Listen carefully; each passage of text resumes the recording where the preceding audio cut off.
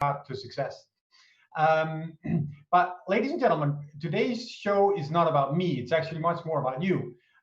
So I would really like to hear a few of you guys telling me what are the things that you would really like what are the things that you would like to know about networking, and what is your expectation for this 1 hour? Um, since I can see we can't go into breakout rooms, I'll just allow for the floor to be open. So just a second, and I will and I'll. So let's hear from you guys. What do you expect of today? What would you like to learn today? What is really the thing that you would like to know about networking? How to expand the network. How to expand. Thank you, Danny. What else? Business and network. Good relation. Yeah, Anirudh. Yes, President. How to maintain good relation with everyone.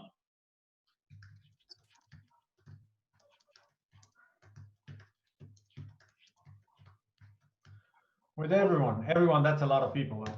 Yeah, how to enhance the business with this network. How to enhance.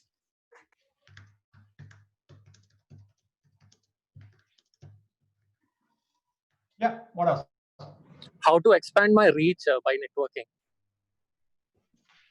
How do I expand globally by networking? How do I expand globally by networking?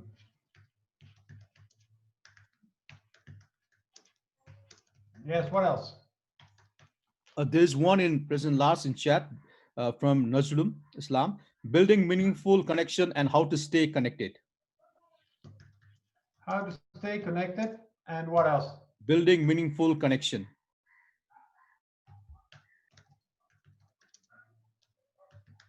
Yes. What else?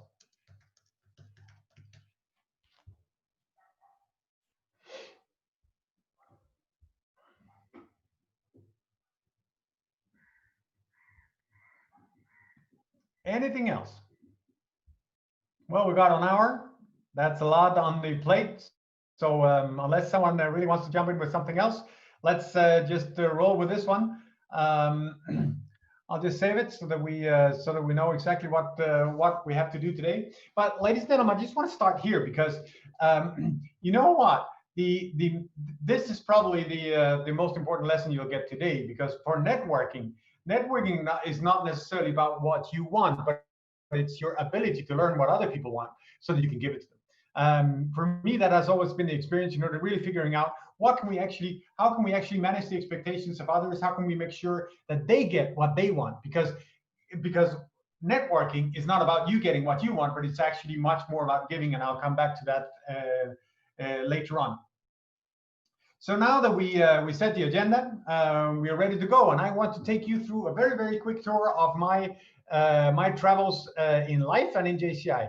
And I just want to show you, where I come from.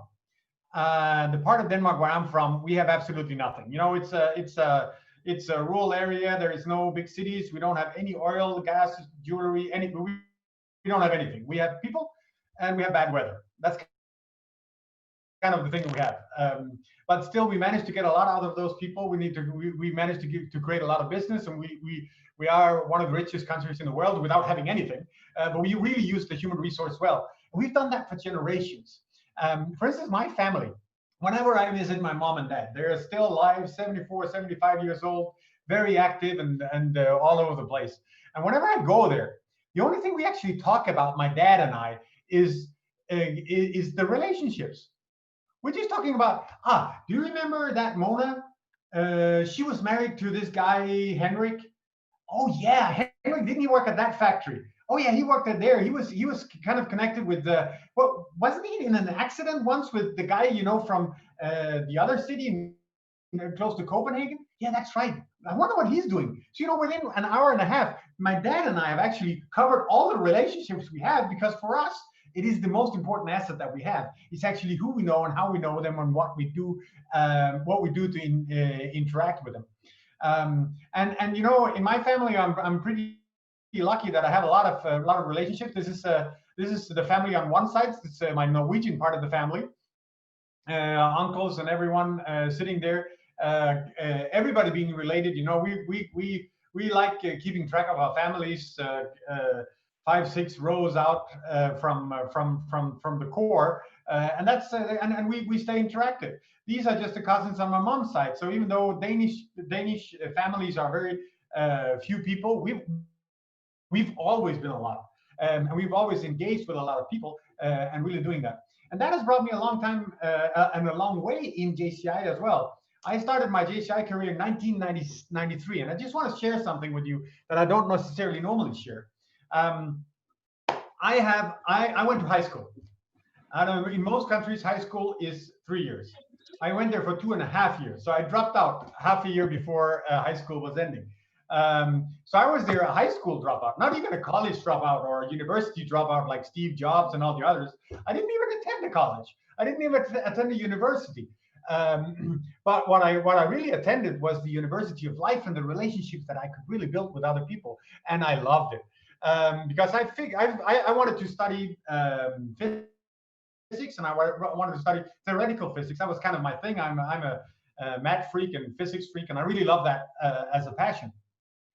But I started working with people, and I started working in hotels and restaurants. And very early, at the age of 19, I was managing a place with 35 employees, and I was the youngest one at 19, and the second youngest one was 28, and the average age was 34, and I was 19. And I was managing this because someone believed that I could actually do it. And I figured out that even though physics are fantastic and we can figure out, you know, the mysteries of the universe, the mysteries of people are much more interesting and much more complex and much more difficult to figure out. So I really wanted to figure out how can I lead and how can I work with leadership and really build something that would last. So I thought that I needed to know people because I was in the hotel and restaurant industry, and I was just diving into it. You know, when you have a business that is open 365 days a year, 24 hours a day, you can work all the time. And I did that. So I worked from early in the morning till late at night, and the only people I saw was my colleagues and my clients. But I really figured out that if I wanted to achieve more than I was doing, I needed to get to know more people. And by coincidence, I ran into a member of JCI who invited me to my local chapter. And there I figured out that, you know, people are different, and that there were so many things that I could actually learn from those people who have different traits and different others and different ways of seeing things, and a different professional background that could help me. But what I also figured out, because I very quickly became local president, growing the chapter from a very small chapter of 11 members to 28 members in 1 year, doing national projects, international projects, visiting everything, and really bringing the chapter out to the world and out to the rest of Denmark as well. I figured out that not only did I need other people, but they also needed what I was good at. So I figured out that, you know, by really throwing myself into it and not necessarily looking at what could I get from it, I could really gain a lot by giving a lot. So that became my philosophy already then, that whatever I wanted to do, I want to do whatever I can. And that took me from local president in 1996, 3 years on the national board, 97, 98, and 99, before I became national president of Denmark with approximately 2,000 members at that time in 83 chapters. And then I moved on, having a fantastic year as national president, not as good as the best year in JCI, because do you know what the best year is in JCI? It's absolutely being local president. And I've tried everything. I tried everything in this organization. So I know that being a local president is absolutely the year where you learn the most about yourself.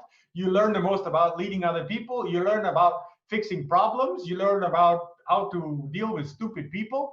And you learn, that you cannot be nice to everyone, because everyone is a lot of people. That's kind of everyone. But you can have really good connections with most people. and I learned that you cannot, if you want to please everybody, you're not pleasing anyone. So you really trying to set forward some objectives and really going for it. And I really learned that as local president.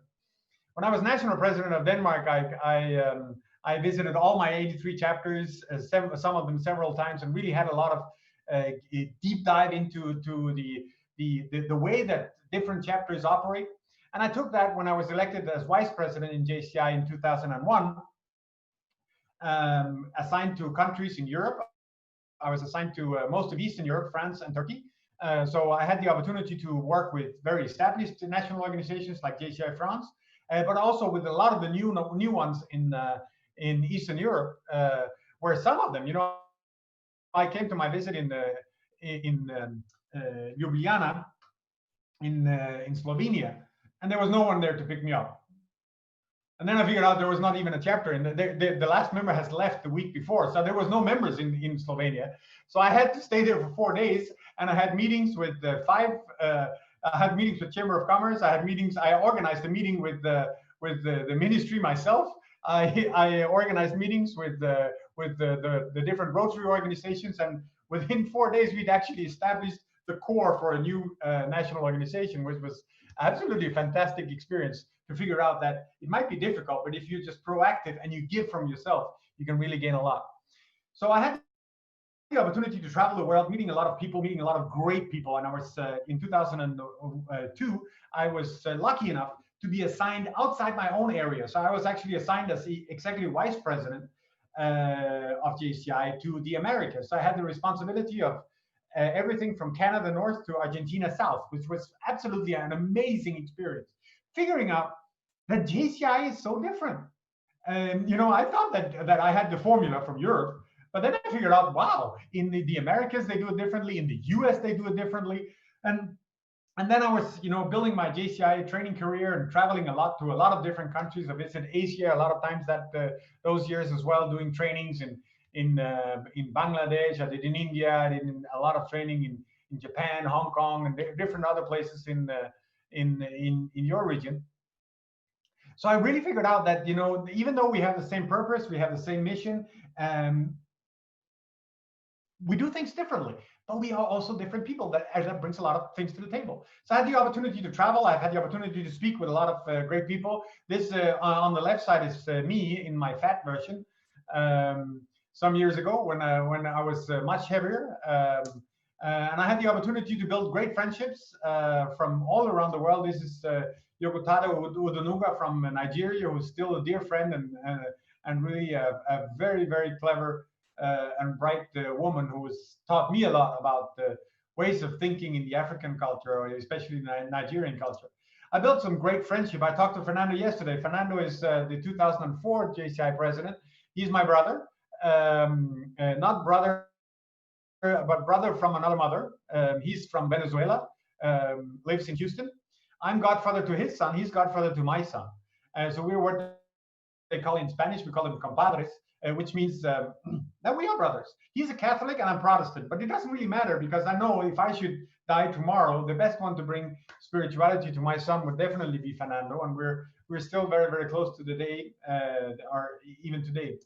Had a lot of opportunities to travel around the world, meeting state leaders and presenting the organization, working with great organizations like UNESCO, UNICEF, work with, was on the United Nations NGO board, the advisory board for NGOs in United Nations. Had a lot of work with both the Secretary General, but also with several other offices. Worked with the Global Compact on corporate social responsibility, these kind of things. Had the opportunity to meet a lot of dignitaries, but also build great relationships. When I was kind of knowing that the JCI president might be a part of my path in JCI, I knew that my weakest area was actually Asia. I didn't know much about Asia. I didn't know because it's as you know, Africa is not Africa, Europe is not Europe, and Asia is just definitely not just Asia. It's really complex and it's really different, and the cultures are really different. So I tried to figure out how can I get as much help as possible, and got a great mentor in Mr. Aso-san, the Deputy Prime Minister of Japan today, and formerly Prime Minister, and at that time Minister of Interior Affairs, and later on became Foreign Minister, and a great supporter of JCI. I also had to work in places where it was not easy. I went when I was president. I went to Lebanon to build relationship with someone that I really didn't like. And for you, Anirudh, I'm not a great fan of Hezbollah, but you know they have a lot of power in Lebanon. So if we really wanted to build JCI in the southern part of Beirut, we needed to build relationships with them. Even though they've just bombed Israel and Israel bombed them, and they were doing bad things. Sometimes you need to build relationship with people that you don't like. But it worked out perfectly. We started the chapter in South Beirut, which started one in Baalbek, and we really did that through a lot of relationships. When I was president, we had only 2 jobs. But that was kind of my whole idea. Was job number 1 was to make sure that we have a chapter everywhere, because I think that it's so important that young people all around the world has the opportunity to join JCI within a range of 20 kilometers from their home. And secondly, we need to strengthen those chapters. We need to make sure that we have chapters everywhere and the chapters are really strong. And to do that, we needed to build a lot of relationships, because with the network we have, when you go into new areas like you're doing in APDC, when you go into new areas, you don't know anyone. So it's really about building relationships and getting to really work with these people in the absolutely best possible way. I had the opportunity to work with the International Chamber of Commerce as well. It was really a great network and still is a great network. We're working with them currently in Dubai, where we're starting up a chapter in Dubai, helped by the connections that we have through International Chamber of Commerce. Building great relationship. This is the former governor of Goa. Already at that time, were they building relationships with JCI to figure out how can we actually have a World Congress that even happened 12 years later. But you know, you cannot build the relationships when you need them. You need to build them before you need them. So really being proactive and getting and knowing that that you should actually work with that in the best possible way. I then, after my JCI career, after I was president in 2006 and past president in 2007, I started to build a relationship with other people. I wanted to do great things in my country, so I did concerts with Coldplay, with The Boss, with Beyonce, a lot of great things, and was opening a great arena in the city next to mine, with 15,000 people in the room for indoor concerts, and a really great place to build connections. And there we were also building everything on the relationship, so we could actually build between. We had a lot of sponsors, we had a lot of guests coming there who were not necessarily interested in the concerts, but they were interested in having a platform of building great relationships with either the customers and others. But you know, sometimes you need to stand out, and I think Harley Davidson says it well, that the experience we sell with the Harley Davidson is not a motorcycle. No, what we sell is the opportunity for a 43-year-old accountant to dress in black leather, ride through small towns, and have people being afraid of him. That's kind of what they sell. And what you need to figure out is, what do you sell? What is if you really want to build relationships, you need to figure out what is your core and what do you really want to do.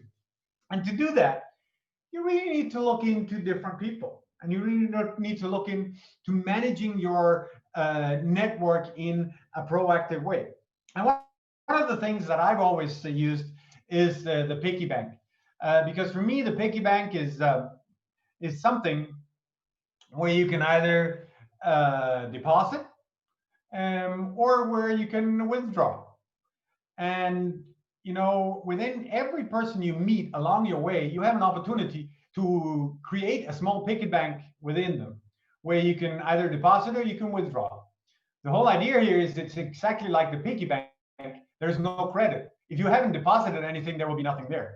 So there's no opportunity for credits. So what you really need to do is focusing on how can you deposit on within the relationship that you have with each person. And these are the small things, you know, being kind, being nice, smiling, being there, being present, being a listener, you know, knowing that you should listen first and talk later. It is to understand, especially if you're traveling internationally, understand the culture that you're part of. Understand, and for that means also you need to understand your own culture. I come from Denmark, and Denmark is known internationally for the most cultural, intelligent, stupid people. We don't have any cultural intelligence because we think that we are really nice and that we are funny, and that people like us. So we don't have to change. That's kind of the Danish perception. The problem is that we are like an elephant in a porcelain shop. So we ruin much more relationships than we actually nurture, because we forget that when I go to Nepal, I need to adjust to Nepal. I can't expect Nepal to adjust to me. I need to adjust myself to the people that I'm surrounding. So really building, I just saw that you had this great training about IQ and EQ. You know, really building your EQ, but also building your CQ, your cultural intelligence. Really figuring out what are the difference between different cultures. How do you do things in each country, and why do you do that? Because really understanding that is so important. President Lars, are you sharing the slides? Because we haven't. Oh, yeah, I'm not sharing the slides. Okay. Yeah. Oh, that's sad. Sorry, President Lars. Well, do you see my slides now? Yeah, it's now visible. You see a piggy bank. Thank you very much, Suman, for helping. I was seeing my slides, but nobody else was. I'll be sharing the slides later on for you as well. Don't worry. I'll send them in. Thank you very much. Thank you very much. Yeah, so, really figuring out how can you deposit to other people. And this is by, keeping your promises. And by keeping your promises, it's also to keep your promises by not promising things that you cannot keep. So really trying to, adjust the expectations with others. That's why really listening to other people's expectations is so important, because promises is not something that you give; it's something that is received. So you really need to make sure that you're careful of really not over promising. But it's also when you sometimes have to do a withdrawal to say sorry. If you're late, say sorry, but mean it. Because if you say sorry the next time you're also late, people know that you don't really respect them and don't really feel that it's necessary for you to respect them. So really making sure that you that you really adjust yourself, because sometimes we will also withdraw, and when we withdraw, other things happen, and that can be kind of painful when we withdraw from the bank account. So we really need to make sure that that when we do it, that we have enough deposit to really keep the relationship with the other person and doing that. And for me, we do that only by giving and really making sure that we give as much as we can when we can. There is a good saying that givers gain. I know in the Bible it says that if you whatever you give will come tenfold back. And it's exactly the same in any culture. The more you give, the more you gain. So for me, it's always about giving. I have a lot of people who comes to me and say, oh, are you one? Yeah, I think you've been a member of JCI. What can JCI give me? They ask me. And when they ask me that question, I always say, if that's your attitude, absolutely nothing. Nobody wants to have a relationship with someone who just wants. They want something. You should ask your question, what can you actually give? What could I do in JCI that would benefit others? Because when I benefit others, others will benefit from I will benefit from them. So it's always about giving for me. And to give, you really need to make sure that you understand that people are different. That there are different ways that we actually both learn and listen, but also think and relate to other people. And for that, I just want to show you I just want to give you a quick overview of how I look at people. Because I think in general, no matter if we're in Nepal, in India, in Bangladesh, in Malaysia or Indonesia, it doesn't really matter, because in every country we have at least 4 different characters of people that are so important for us to really understand, because you cannot build a relationship with people if you don't understand them. And let me just share my my screen very quickly here, because I actually think that that life is all about knowing that even though people are complex, we can actually make it easier to understand them. And for me, it's all about understanding that people are different, and that if you relate to them in the manner that they prefer, you can do a lot. And I think that there are four kind of people, and four very interesting ones. We give them colors. You can give them whatever you like. It doesn't really matter. I know that in all the ancient cultures of Asia, you also talking about the four elements of a warrior, the four, the different kind of gods, and it doesn't because it's universal wisdom that is just so simple. But when you're building relationships and you really want to do networking, it really works very well. And the first thing is really to understand that people are different, and you know them. You probably know the green person. The green person is so nice. They like other people, and they really want everybody to feel okay. They make sure that they are the ones, asking in the chat, "Oh, Suman, how are you doing? Are you doing fine? Is it okay? Sorry, I'm late." They're so polite, and they're so nice, and really, thinking of the close relationship with other people.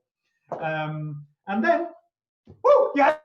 The yellow ones. The yellow ones are just all over the floor. They have a lot of ideas, great things going on there. They love people, and a lot of people. When they attend a seminar, a live seminar. I know that we almost forgot that live seminars can actually happen. But if they go into a room and there's 100 people in there, they will come home and say, "I was at a meeting. There was at least 200 people. It was fantastic."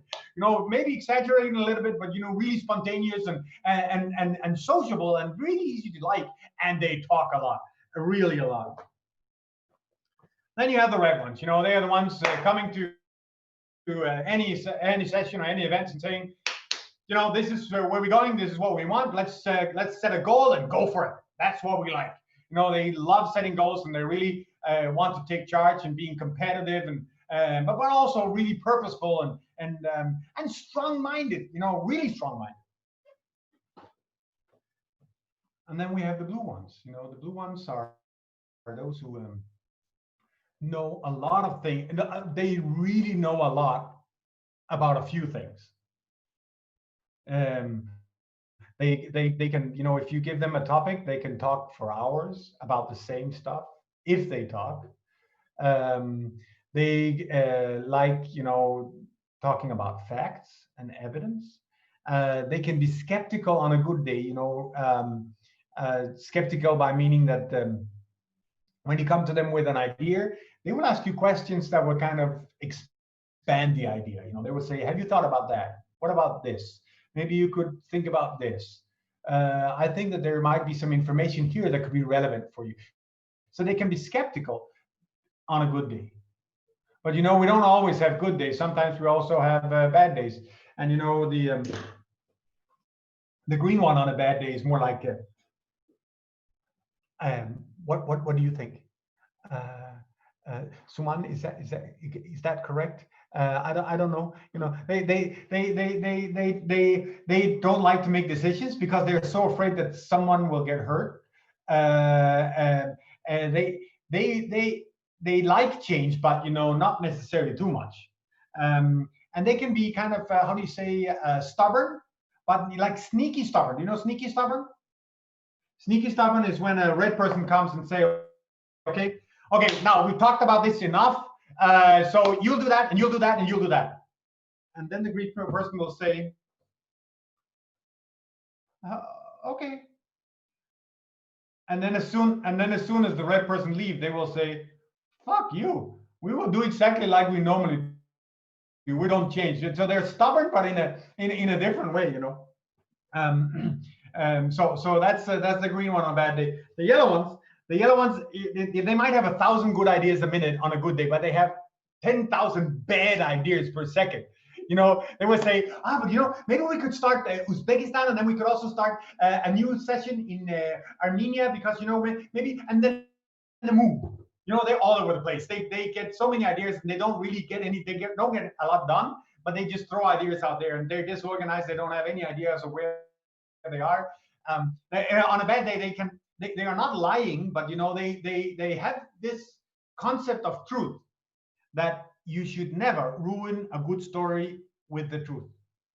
So they will probably exaggerate a little bit and do things, but you know, still likable people. And then you have the red ones. The red ones,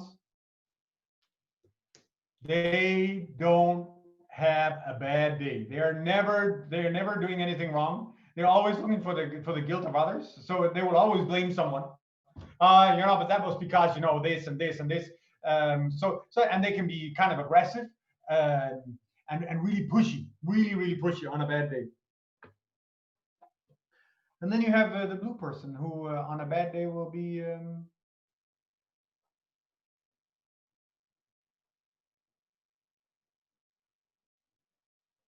very quiet. You sometimes think, anyone in there? Are you at home? Is something happening? And that's because they have a nice conversation with themselves. They don't need others.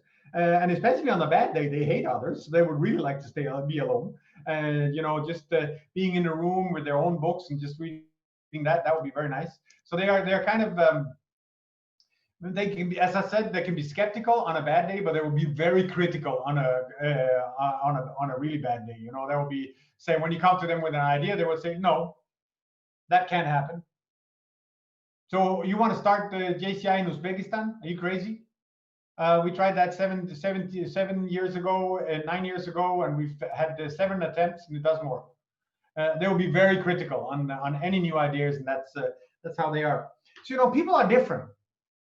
But the whole issue here is that most of us learned from our mother that we should treat others like we would like to be treated.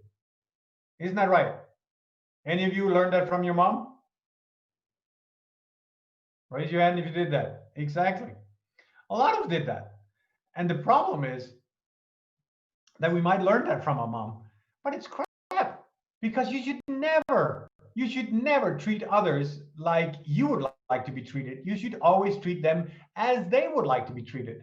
So it's all figuring out who are they and how can we do that and how can we actually relate to them in a positive manner. And I think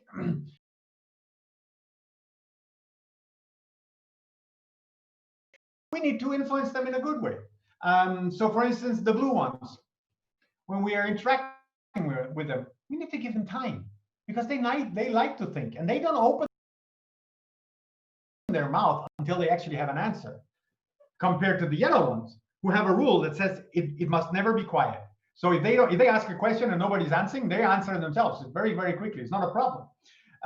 But you know, the blue ones also wants to know exactly why we're here. They want to make sure that they can ask questions and that their concerns will be heard.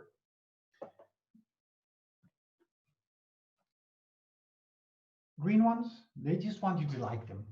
So, you know, they want to see you. They want you to see them as a person. They like when you remember their names. They like when you don't push them too much, because they like you know, to think it over for a night or two before they make a decision. So don't push them too hard and try to sell them your point very quickly. The yellow ones, you know, you need to engage them. They don't like to listen to anyone else than themselves. So, you know, you need to get them engaged and ask them for their ideas. You know, how can we do this? How can we work with this? What do you think? What is a great idea here? How can you get an even better idea? So really probing them for ideas and getting them to talk, because that's what they like. And then you need to praise them, because they really like praise. They live on praise and they feed on praise. Same with the green ones when we're really doing that. And then, of course, for the red ones, they have a slogan. They say, "Be brief, be bright, and piss off." You know, they don't like it long. They just want it short. You know, if God created us as red people, all of us, we would only have 3 fingers, because that's the only thing that matters. Firstly, secondly, thirdly. That's it. They don't do anything. They are the ones who invented the bullet points in PowerPoint, because they wanted to make sure that that we could do it briefly. That's what they like. They like you to be direct. They don't like, you know, to talk for hours about things. They just want to get there so we can summarize things and make a decision, because that's really where they feed themselves and where they really love going. So whenever you really want to get to know people, you need to understand that we are different. But also remember that we are not that different, that we really need to make sure that we can have a good understanding of how people are, and that we can adjust ourselves to them, because that's the only way that you can really build a relationship. It's the only way that you can build a relationship with other people fast. And when you do that, there are plenty of great things that you can do to really make something really good happen. Let me just share another screen with you guys. I read a book some years ago, and I've had the opportunity to meet the author as well, who's absolutely a great and fantastic guy who let me just see here, who wrote a book called Never Eat Alone. And for me, that's kind of been my religion in networking ever since that. Keith Ferrazzi is a great guy. He's a great relationship builder, and he's someone who's taking it to length that you cannot imagine. And he has 12 good rules that I followed, and that I really admire him for setting up. But I can also say from my own life that it really, really, really works. And it's pretty simple, because what you want is to make sure that you remember that networking is about creating friendship. Someone is saying I have professional relationships, and others say, for me, it's crap. People say, oh, I don't have my customers on Facebook. Why?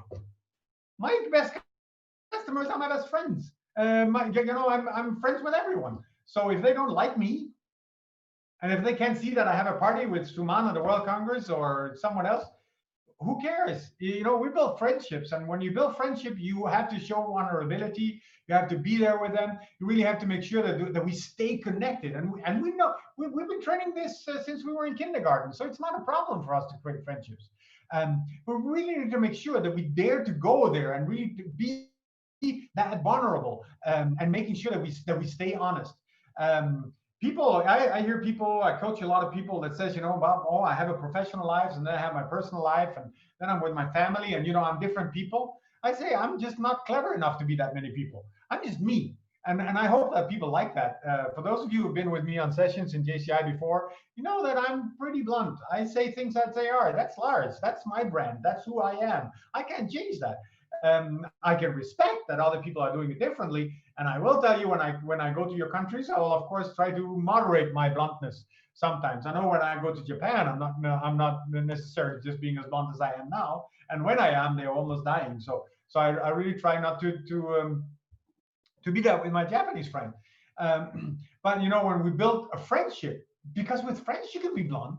The politeness that you have in a professional relationship in the beginning, as soon as they become friends, you can be you, and you don't necessarily have to deal with all of those things. That's why I love going to Korea. In Korea, the best way of getting friends with people is getting really drunk. If you've been there, or to Mongolia, if you don't drink vodka, if you go to Mongolia and you don't drink vodka, it will take you a long time to get friends. But if you just let them kill you one night, or in Taiwan, they will kill you as well, you are friends for life, because they know that they've seen you as you are. And we build friendship and build relationship. And for me, that's been rule number one, that I don't want to network. I don't think that just because you join JCI and we have 180,000 members around the world, you have a huge network. You can be alone in a network of 200,000 people. But you can have plenty in a room of 10 if they are with your friends. And so really building friendship and building relationships. I'm having a dinner party tonight. I'm having a dinner party tonight, and a lot of people are joining. And I think out of those people, only 2 are not JCI members, and one of them is married to one. So she's kind of almost in that sphere as well. But they're all friends, because what we did in JCI was doing great stuff together, but we were also building friendships, and we were really giving from ourselves, and we were trying to just show who we are. Because as soon as people see that you drop your mask, they will like you, and they will help you. And if you ask for help instead of asking for something else, asking for business, asking stuff, if you dare to be vulnerable and say, I really have a problem. Is there someone who can help me? It's some of the biggest deposits that you can make in any other person's. Because does any of you like to help other people?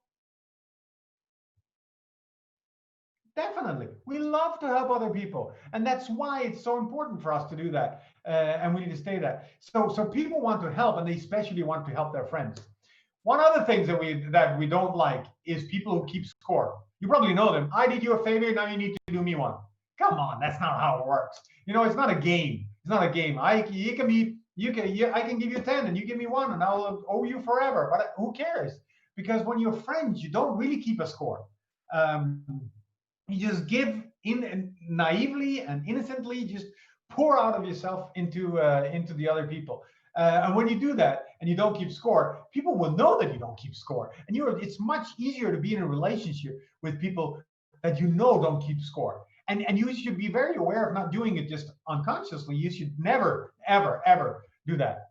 And then you need to figure out who are you and where do you want to go, because that's what people will know about you. So if you're clear on your mission, if you're clear on your north, where do you want to go, it's much more easy for people to understand you and to really get there. So really being able to explain very quickly why you're here and what you do, and how you like to help people and how you build relationships.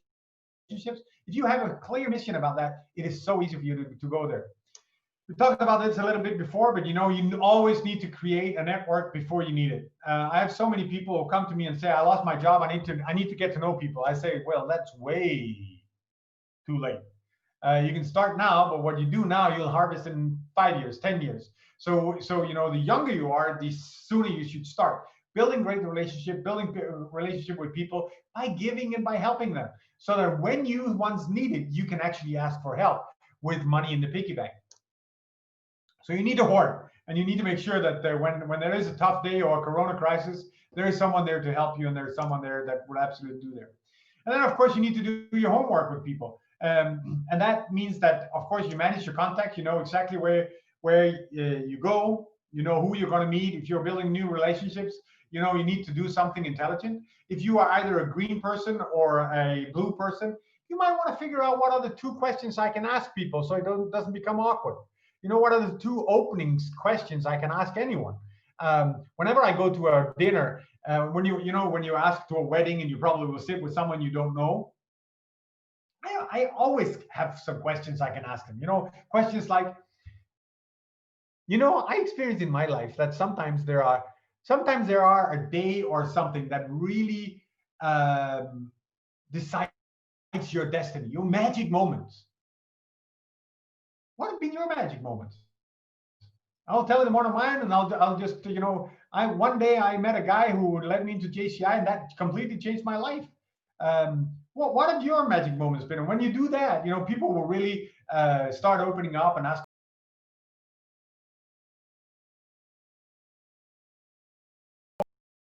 Also warm up to the first meeting. So if you're meeting that you want to do, and you do that by, for instance, managing your attitude, making sure that you're ready to go there, that you sleep well. If you're meeting for important people, if you're going out there, you better be ready. If you go to a JCI event and you really want to do stuff, you need to manage your attitude. You need to make sure that you're ready and awake. If Suman was sitting here today and saying, "Good morning, this is Suman. I've been online all day and I'm really tired. So, but we have a guy from Denmark who is going to talk about some stuff. I don't know. You don't do that. You manage your attitude. You manage to make sure that you're ready, that you're positive, that you're someone that attracts people. And then, of course, you work on getting introductions if you really want that. If you do that. If you know someone who can introduce, I do something called Opportunity Friday. I know some of you guys have been there. Yesterday, we had a past national president of JCI Malta, who's in the events business, and she really wants to get to know someone in Sainsbury, which is actually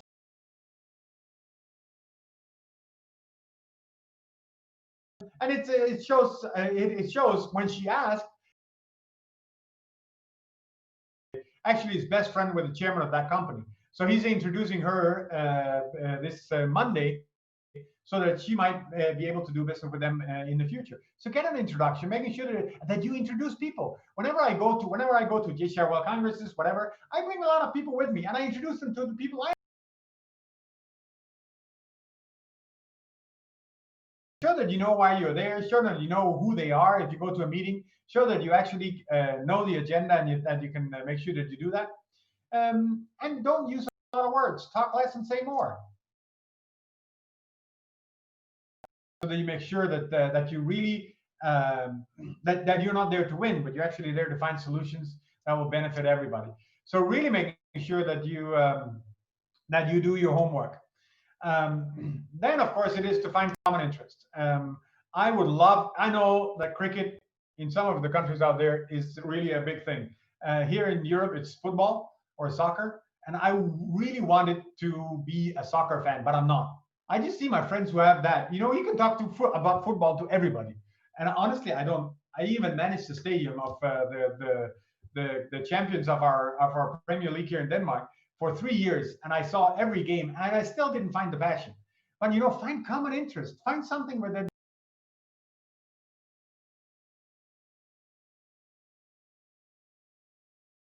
does often gives us biases of who people are instead of asking the questions that really matters.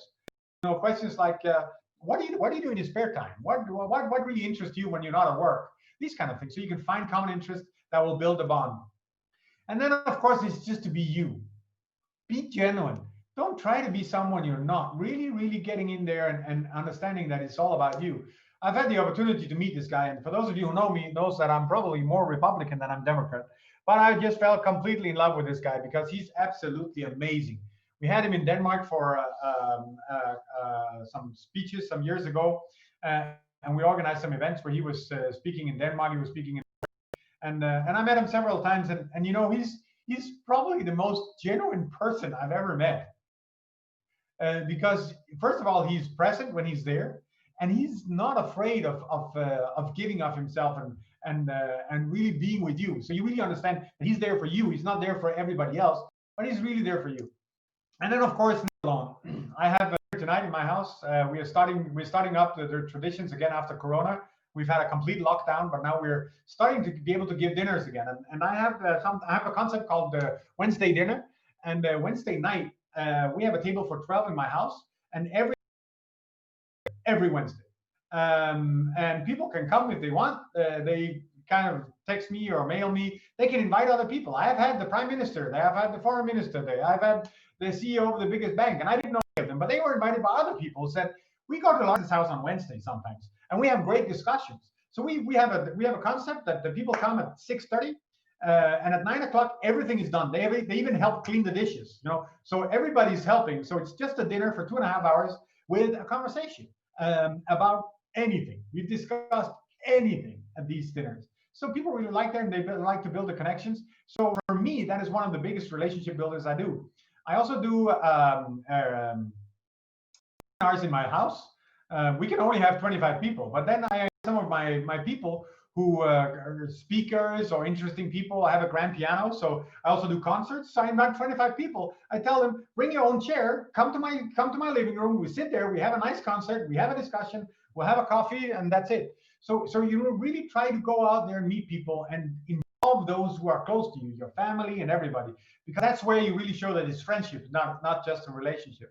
So never eat alone. Always invite someone out. Always go out for dinners and having fun. And then you need to be able to push deep.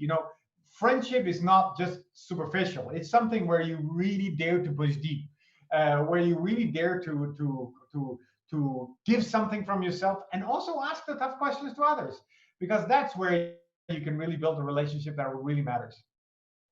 And then, of course, you follow up or you die. If you promise something, do it. If you don't do it, you kill the relationship over time. So really follow up with people doing the things that really matters, and give them what really matters to them.